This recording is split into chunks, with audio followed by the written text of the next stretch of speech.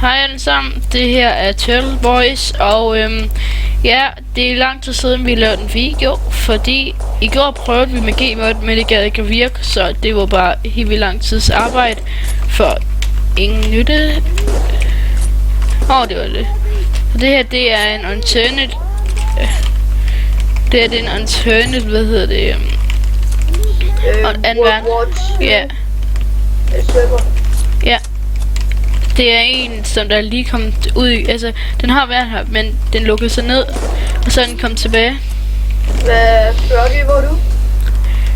Jeg er hen ved nogle huse, eller vi spiller som amerikanere, jeg er hen ved sådan nogle grå, sådan, det er godt steder, hvor man kan have fly og sådan noget-agtigt. Ja. Jeg ved ikke, jeg ved ikke, om der er nogen, der er interesseret i en verdenskrig her, men hvis I kan se, har de lavet en fejl. Det er en lige engelsk riffel på amerikansk team. Men det her minder mig lidt om et af mapsene fra Heroes and Generals. Gør det? Ja. Der er i hvert fald også et hus, du kan kravle op i. Nå ja, det er der ret mange hus. Nå, men ja, i dag kommer der intro på. Yeah! Så skal vi ikke bare afspille introen nu? Jo.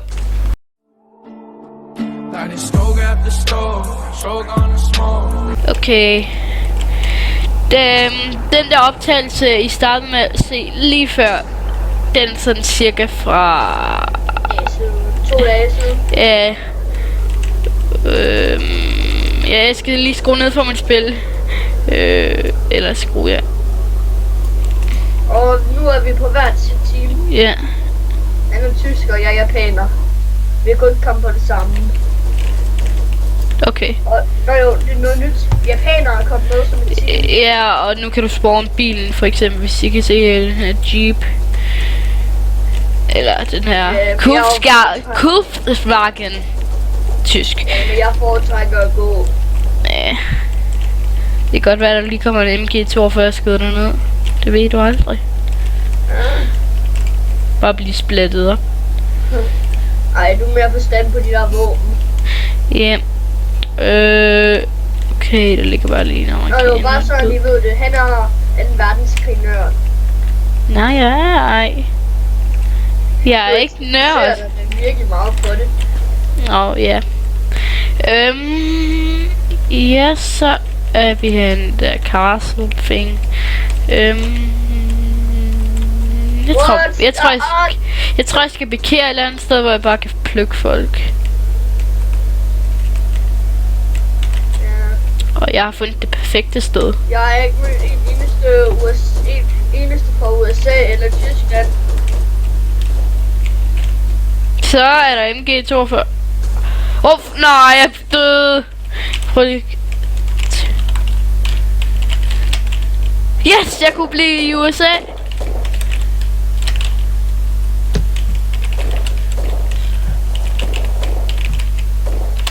Det kan jeg ikke.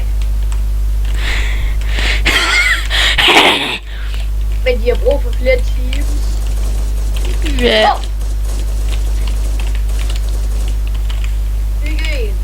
har 3 lige. Ja, jeg får et fly nu. Ja, jeg er død. Jeg tager også et fly. Nu kommer jeg i en Mustang. Og det er det nederste, du skal skrive, fordi der er forskellige... Hvad? Nej! Nej, nu... USA. Jeg ved ikke, hvad der sker. Er der lag for dig på serveren? Ja. Alting... Jeg ved ikke, hvad der sker. Jeg kan ikke have mit våben, men... /team... jeg er German nu. Ja, det er lækkert. Ja, jeg kan ikke tage mit våben eller noget. Jeg tror, det er serveren. Yeah. Men det er dig, der lægger mest, tydeligvis. Jeg kan bare have mine hænder. Jeg kan ikke tage mit våben eller noget. Jeg prøver lige at gå ud. Nej, det er dig, der lægger. Mærkeligt. Og så lige når vi skal optage. Ja. Selvfølgelig. Jeg er tysker nu. Nazi. /kit. Nej, ikke blive amerikaner. Ikke blive amerikaner, nej. Wow, you are already connected to this server. What the fuck? Men den spawnede jeg et fly. Det er det nederste, der står. Hvad for et team er du på? Tysker. Det er ved siden af Køfgarfen eller sådan noget. Okay, jeg prøver lige at stoppe den her optagelse for at prøve at se, hvad der sker. Så er vi tilbage, og ja, jeg er inde på serveren igen, og jeg er skamløst japaner. Jeg hader fucking japaner. Men det eneste, der er godt, det er, at jeg har det bedste våben fra Japan. Den her maskinpistol, den er god. Men lad os at, eller hvad hedder det, waffle, er du ved det, tysker? Ja. Ja! Jeg skal komme og bombe dig. Men var der andre fly end Mustang? Nej, det er det eneste fly.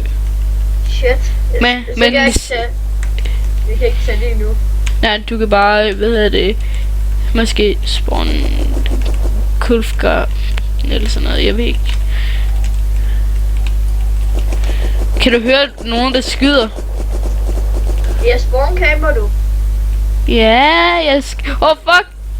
Jeg blev ramt! Jeg blev ramt! Froggy, så kan jeg nemt få dig.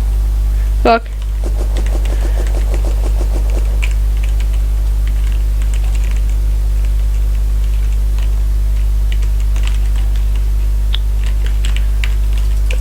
Jeg er mega godt sted. Jeg går over på slottet. Shit, det der våben lød som en hel masse bobler, der bare blev sprunget. Fuck, jeg blev ramt. Jeg går ned til jer, Naka. Hvor er du henne? Din lille lort. Hvor er du henne? Jeg er på Castle. Castle on the hill.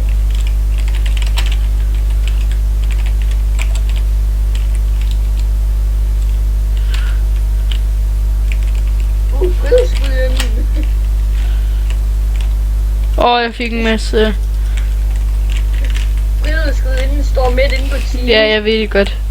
Er det ikke noget nyt til mappet? Nej, den har været der i lang tid. Har I også granater? For det har man på de japanske. Fuck yep. Nej, hvorfor fuck har I det? Det ved jeg ikke. Jeg synes det er skamløst at være på japansk team. Men, no hate to japaner i nyere dage. Det var bare dengang, de var fucking åndssvage. Men det skal vi ikke tale om alt muligt sådan noget. Ja, det kan vi have en eller anden. Så lyder det bare nørdet. Ja, vi kunne lave sådan en serie, sådan historieteam. Froggy's historieteam. Med Froggy. Fuck, jeg blev ramt. Nej, jeg døde. Nå, det var fordi jeg var en. Med hvad? Jeg fik en lige da du sagde det. Du tror ikke, det var mig? Nej, jeg løg. Jeg fik ikke nogen. Jeg har kun fået en i optagelsen. Jo. Jamen, jeg har seriøst ikke mødt nogen. Jeg mødte ham, jeg slog ihjel. Japaneren har en shotgun. Holy moly. What? Det burde sgu da være på amerikansk. Pumpgun eller sådan noget. Synes du ikke? Jeg tror, det er så fast. Kuppel. Vagen. Jeg synes, der er virkelig mange tyskere. Ja, folk kan godt lide at spille som næste. Nej. Nej, jeg skal... de er vel... godt, det var en japansk pistol. Fuck, den har en lortet lyd. Men de normale alternate våben, de har virkelig dårlige lyde, synes du ikke? Jo. Men de er okay, at det ikke er realistisk spillet. Ja, men jeg synes bare, de lyder vildt dårlige. Kan så lige en granat? Woohoo!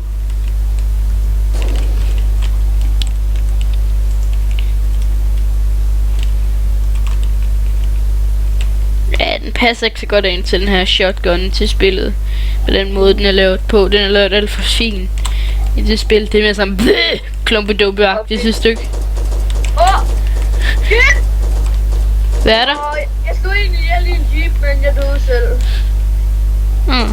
Rip. Jeg ved ikke, om man kan kalde det win.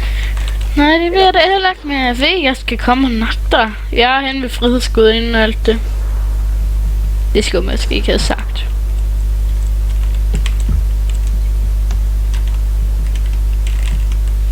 Okay. Men det er vildt irriterende, jeg spillede før, inden vi optog. Og der er bare ingen, der gider svare på radio. Jeg har 2017 sekunder tilbage, før jeg kan tage mit fly. Ja, jamen, det er der. Fuck, den lyder syg, den her shotgun. Det er faktisk ret. Nej. Hvad sagde du? Jeg har 2017 sekunder tilbage på et. Ja, det har jeg også haft. Og det sker det samme med din bil. Men jeg har fundet en amerikansk bil. Der er ikke engang er locked. Nej, fuck. jeg tror bare, det er fordi, at du kan blive ved med at spåne igen. Okay. Fik en. Wow, nu one-shotter den her shotgun. Den er mega overpowered. Måske er de bare mistet noget liv på vejen. Jamen, jeg var helt tæt på. Ja. Get in, motherfucker. Så, nu har jeg en japaner med mig. Lars is on fire. Hvad? Lars is on fire. Hvad er det for noget? Det er der en fra mit team, der hedder. What's det der fly? Det lød som et jetfly. Fik ham! Easy kill. Du er et easy kill.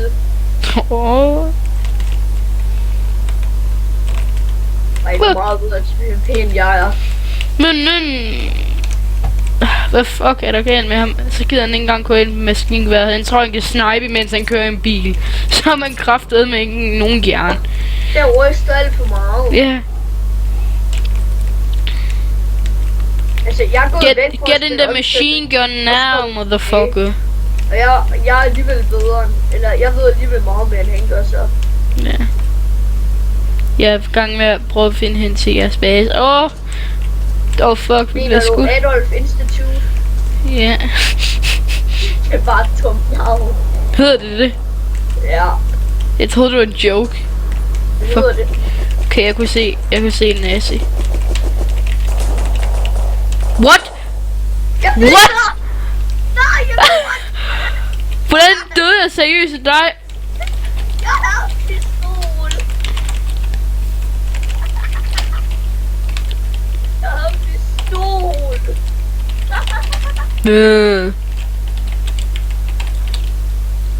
Jeg havde ikke engang rejst med det.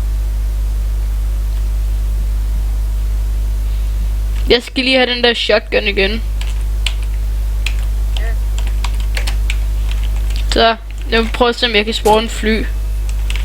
Ved godt, der er også sådan et kit, hvor du har sådan en bombe ting. Med to. Nej, jeg kan ikke huske, hvad den hedder.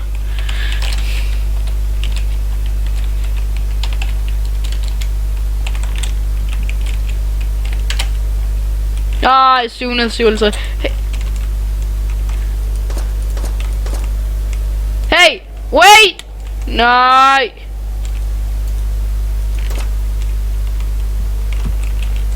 Ja, de gad godt at vente på mig. Thank you. Så shotgun tid. Så skal der køres. Så skal der nakkes. Frikadeller.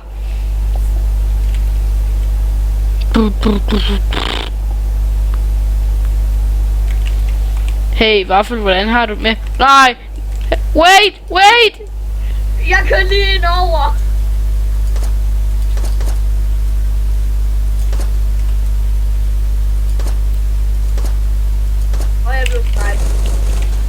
Jeg hader tit sådan sniper, men jeg spiller selv som sniper, når jeg er på US. Så, ja.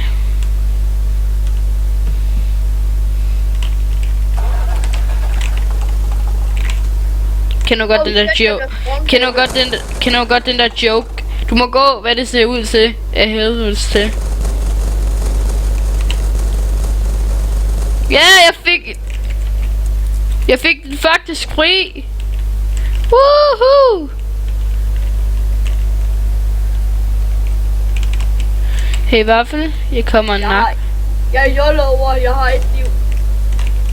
Jeg kommer. Jeg har et liv. Jeg nåede lige at heal. Waffel. Fuck, nej. Jeg blev skudt. Nej, jeg døde af dig. Var det mig, jeg dræbte dig? Ja. Hvad med du det? Fordi at jeg kunne se, det var dig. Med navnet.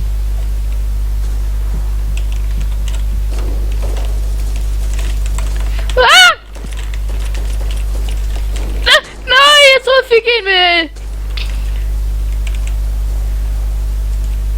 Jeg tror jeg fik en med. Hvad hedder det? Hvad hedder det? Ja, jeg dræbte 2 players med en granat. Døde du? Nej, ja, nej. Nej.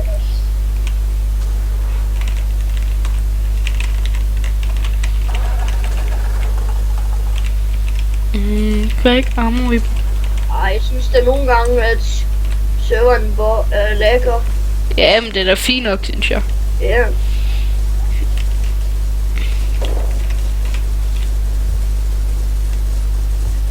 Hvordan kommer man op i de der grå hus?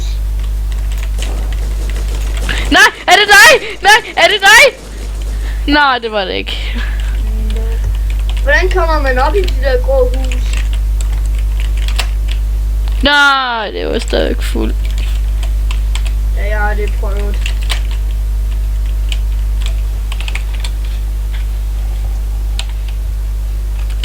Hvordan kom... Froggy, kan du lige sige, hvordan man kommer op i de der hus? Der er sådan nogle trapper. Jeg kan ikke Okay. finde dem. Der er den japanske LMG, som der ligner en brain gun. Ja, jeg skal lige prøve Kit Zero. Nej, jeg skal stadig vente. Hallo, dude. Fuck, den har en dårlig lyd, den der pistol. Nej, japansk pistol. Det lyder som en lille Lysas Nej, pistol. shit, jeg blev one-shottet. Haha. Og I kan jo altid møde os, hvis I vil møde os herinde. Hvis vi spiller herinde, så kan I bare komme, og vi flækker jer måske. Eller I er på vores team. Som sagt, spiller mig og Waffel mest på Amerika, hvis det er fuldt, så spiller vi på tysk. Og hvis det er fuldt, spiller vi på Japan. Til japaner. Ja. Nej, der er et japansk fly.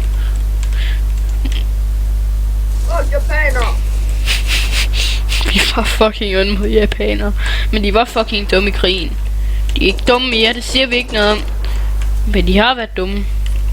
De gør i hvert fald. Ja. Jeg ved ikke særlig meget om det. Nej. Men du ved, jeg skulle ikke nørd, jeg var sej. Jeg ved det. Nå. Hvad har du med, at du snart får nogle psykoskud ind i din krop? Fandt du egentlig op i dem der grå hus? Nej. Blev du skudt på lige nu? What, er det dig? Ja. Jeg er god til flytbord. Nej! Nej! Døde du? Nej, jeg blev bare ramt. Hey, jeg har også granater. Shit, Froggy. Nej! Fuck det! Shit! Lad os, Waffel, det kan være, at vi kan komme på USA. Ja, USA. Ja, jeg kom på USA! Jeg kan lige det punge over. Ja, jeg er sej. Kid. Nej, prøv lige vent. Fordi vi kan komme sammen, så jo. Det kan være, at jeg kan komme ind i dit, spawner du, eller skal jeg? For dig. Okay. Jeg kan først om 2 minutter. Okay. Ja. Jeg går først af. Kan du komme ind? Du kan lige se, om der er plads til 2. Nej, det Nej, er det der er der ikke. ikke. Hvorfor sidder jeg fast? Nå! Ej, ud. Nej, det gjorde jeg! Nej. Bliver den her video, eller skal vi ikke stoppe? Ja, jeg tænker, at vi optager videre i morgen, så. Nej, skal vi ikke sige, at den her video, den er færdig nu? Jo. Så ses vi alle sammen. Ja. Husk at like og subscribe, hvis vi kunne lide den her video. Og selvfølgelig ikke dislike. Ej, det er en joke. Noget, at Rocky han kan også gøre på mine videoer. Hvad? Det er kun noget, du gør på mine videoer. Ej. Nå, men vi ses. Bye bye.